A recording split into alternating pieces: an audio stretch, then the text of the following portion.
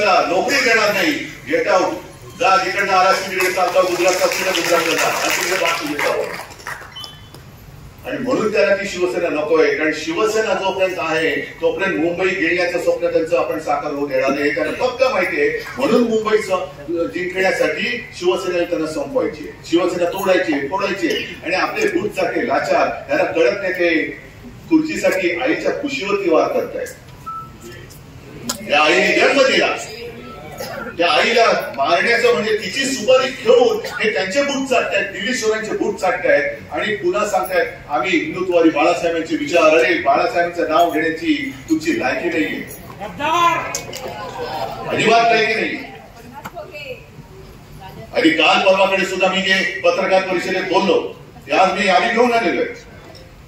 ती यादी आहे माझ्याकडे. ही आल्यानंतर जर माझं भाषण झाल्यानंतर विनंती कोणीतरी ही जागा या वाचून दाखवा.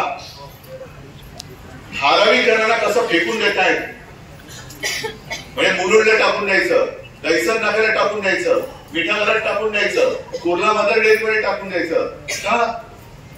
मग अडाणीची जिकडे कामं चालू आहेत आणि अडाणीच्या जिकडे जागा आहेत तिकडे धारावीकरांसाठी ट्रान्झिट कॅम्प का नाही बांधत? बांधा तिकडे, इकडे बाजूलाच भूखंड घेतला ना तो वांद्रे रेक्लेमेशन, बांधा ना ट्रान्झिट कॅम्प तिकडे. पण हे ज्या जागा त्या ट्रान्झिट कॅम्पसाठी नाहीये. पात्र अपात्र ठरवायचे जास्तीत जास्त, तिकडे धारावीकरांना हाकलून द्यायचे, पुन्हा तिकडे झोपडपट्ट्या उभा राहणार, पुन्हा तिकडे अदानी येणार, पुन्हा तिकडे टॉवर उभे राहणार. म्हणजे मराठी माणूस आणि मुंबई पूर्ण त्याचा भंगार दुकान करून टाकायचं. अगदी जसं गटारातले किडे मोकळे राहतात तसे मुंबईचे राहिले तरी चालतील, पण मुंबई आहे तोपर्यंत सोन्याची खाण आम्ही सोनं काढून घेतो, बाकी गटारात तुम्ही राहा, हे यांचं स्वप्न आहे. आणि आपलं सरकार आल्यानंतर माझा तो विचार आहे पहिले धारावीचे टेंडरच कॅन्सल करायचे.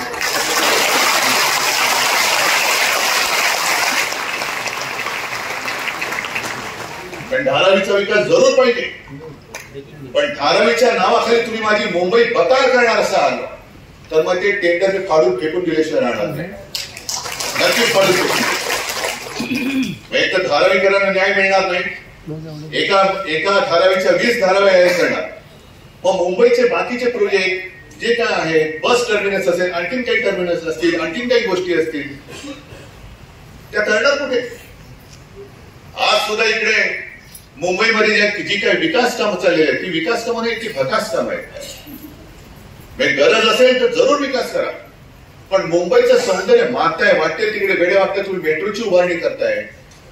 आणि आज तुम्ही सगळे मुंबईत आलेला आहात, मला सांगा तुमच्या वॉर्डामध्ये पोटाच्या तक्रारी, पोट बिघडते, स्वाईन फ्लू झाले, तक्रारी आहेत की नाहीये? संपूर्ण मुंबईमध्ये. कारण मेट्रोची जी काही वेडी वागणीत कामं होत आहेत त्याच्यामध्ये ते पाण्याची लाईन बघत नाहीत, गटाराची लाईन बघत नाहीत, वेडी वागणीत खोदकामं करतायत, कारण कॉन्ट्रॅक्टर माझा लाडका करणार काय? मग आम्ही काय करतो, जी महापालिका बरखास्त केले त्या प्रशासकाकडे जातो, प्रशासक सांगतो बघतो करतो पाहतो, टीम पाठवतो, शोध चालू आहे. माझ्या मी तिथे जातो बांद्रे पूर्व विभागातच ही गटारगंगा आणि गंगा ही एकत्र झालेली होती, पण वारे माप तोडफोड चाललेली आहे, कशाला पायपोस नाहीये. नको तिकडे आता म्हणजे पाणी तुंबत नव्हतं, तिकडे पाणी तुंबायला लागलेलं आहे, मुंबईत पाणी तुंबलं, पुण्यात तुंबलं, नागपूरमध्ये तुंबलं. काय ही विकास करायची काय?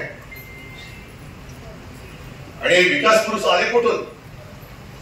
हे सगळे जे आहेत राज्यकर्ते यांचे 12 वाजल्यानंतर एक जाईल बारामतीला, दुसरं जाईल तो तिकडे पंचतारांकित शेती करायला, तिसरं जाईल नागपूरला. मुंबईकरांसाठी राहिले कोण?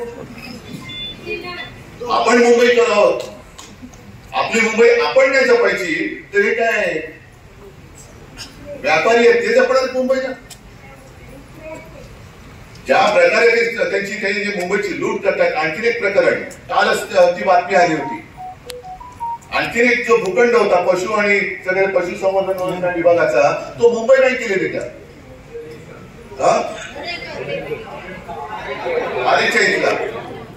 मुंबई बँक यांचा तो भ्रष्टाचारी चेहरा चपाटा तिकडे बसला, याला आपण त्याच्यावरती चौकशी लावली होती, यांनी क्लीन चिट देऊन टाकली. Clean chit.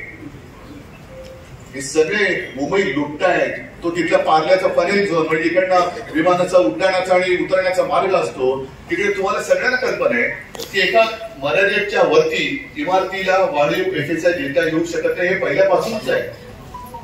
4 मजल्याची इमारत असेल तर त्याच्यावरती 5वा मजला बांधू शकणार नाही, कारण इंटरनॅशनल जे काही लॉज आहेत, रेग्युलेशन आहेत आणि त्याच्यावरती रस्त्यावरती फ्लायओव्हर करता येईल, पण विमान जरी उडत असलं तरी त्याला फ्लायओव्हर नाही चालत. या इमारतीमध्ये येतील. मग काय करण्यात पुनर्विकास करायचा आहे. पुनर्विकासासाठी टीडीआर पाहिजे. मग यांनी काढला हवेतला टीडीआर. 10 मजल्याचं तिकडे कॅल्क्युलेशन काढले. कुठून 10 मजले? काय 4 मजल्याच्या वरती जर इमारती वाढू, उंची वाढता येऊ शकत नसू तर 10 मजले तुम्ही मोजलेत कसे? पण तो सगळा परिसर आहे, एअरपोर्ट ऑथॉरिटीचा आहे. पार्ल्याचा तो येतो की नाही मला कल्पना नाही, पण एअरपोर्ट ऑथॉरिटीचा आहे, तो अदानीकडे. मग जर 4 मजल्याच्या इमारतीचं नुकसान होते, इकडे 10 मजल्याच्या इमारती झाल्या तर किती टीडीआर निघेल? म्हणून तुम्ही टीडीआर देणार असाल तर एअरपोर्ट अदानीकडे. उद्या तो रनवेचा टीडीआर मागेल. जर इकडे इमारती उभ्या केल्या असत्या 30 मजल्याच्या रनवेवरती तर मग हे सगळे झालेलं नुकसान मला द्या. बरं ठीक आहे, घ्या. हवेतला टीडीआर तुम्ही काढल्यानंतर तो जमिनीवरती कुठे वापरणार शकणार? कारण आता वॉर्ड प्रचंड वाढलेले आहे. ते एक गटप्रमुख करू शकतो. आणि परत एकदा सांगितलं की विधानसभेचा वॉर्ड किती मोठा असू दे, 5 लाखाचा असेल, 10 लाखाचा असेल, असू दे, पण गटप्रमुखांनी फक्त एवढंच म्हटलं पाहिजे की माझ्याकडे 900 नावं आहेत, माझा विधानसभेचा वॉर्ड फक्त 900 लोकांचा आहे आणि या 900 लोकांमध्ये जास्तीत जास्त मतदान मी करून घेतलं तर माझा उमेदवार हा जिंकला. हे सगळ्या गटप्रमुखांनी ठरवलं आणि प्रत्येकाने आपापल्या मतदार यादीपुरतं काम केलं. आणि यादीमध्ये जर शिवसेनेच्या उमेदवाराला बहुमत मिळवून दिला, आघाडी मिळवून दिली तर आपण जिंकू शकत नाही. काम छोटं आहे पण कर्तृत्व मोठं आहे. आपण मोठमोठ्या सभा घेतो, मिरवणुका काढतो, प्रचंड गर्दी होते, पण त्या गर्दीचं म्हणजे मला एक सुधीर भाऊंचं वाक्य नेहमी आठवतं. आता पावसाचे दिवस आहेत, ठिकठिकाणी आता ओढे, नाले, धबधबे प्रचंड प्रमाणामध्ये मोठ्या प्रमाणावरती वाहत आहेत. धबधबे आपण बोलतो अरे वा काय धबधबा आहे, अप्रतिम. पण पाऊस संपू द्या, 15 दिवसात तो सुकून जातो. मग ते सगळं पाणी वाहतं बदाड बदाड बदाड. त्याला जर का आपण नीट काही केलं नाही, त्याचं धरण बांधलं नाही, त्याला कुठे काही कॅनल बांधले नाही तर ते पाऊस म्हणजे निसर्ग देतोय, पण आपल्या कर्मदरिद्रपणाने आपण ते घालून टाकतो, समुद्रात जातोय. मग त्याला सगळ्याला जोपर्यंत आपण यंत्रणेमध्ये आणत नाही तोपर्यंत त्या धबधब्याचा काय उपयोग नाही. उत्साह बाप आहे, पण उत्साहाला यंत्रणेची एक चौकट आपण जोपर्यंत घालत नाही तोपर्यंत उत्साहाचा काही उपयोग होऊ शकत नाही. नुसत्या घोषणा देऊन आपण निवडणुका जिंकू शकत नाही. घोषणा द्यायच्या त्या विजयाच्या द्यायच्या, पण काम करायचं असेल ते विजयासाठी केलं पाहिजे. आता दहीहंडी येतील, त्याच्यानंतर गणपती येणार, नवरात्र येणार. काही ठिकाणी मंडळाच्या मंडळ इकडची तिकडची इकडे जातील. मंडळ सगळी आपलीच आहेत ना, मग त्यांच्या माध्यमातून काम काय करायचं. गणपती उत्सवामध्ये सुद्धा नाही म्हटलं तरी या गद्दारीचा उल्लेख करायला काय हरकत आहे. जर स्वतः शंकराचार्य आपल्या घरी येऊन गेले आणि त्यांनी सांगितलं की विश्वासघातासारखा दुसरा घात असू शकत नाही आणि विश्वासघात करणारा हिंदू असूच शकत नाही, स्वतः शंकराचार्य बोलले. आणि दुसऱ्या एका गोष्टीचं मला बरं वाटलं, कारण येताना मी भगवे घेतले पाहिजे. आणि मी जे तुम्हाला मागे बोलवतो, आपल्या भगव्यावरती मशाल सुद्धा लावू नका. आपला भगवा छत्रपतींचा भगवा तो कशाचा असला पाहिजे, तो भगवा दिसण्याचा कळे पाहिजे, हीच खरी शिवसेना.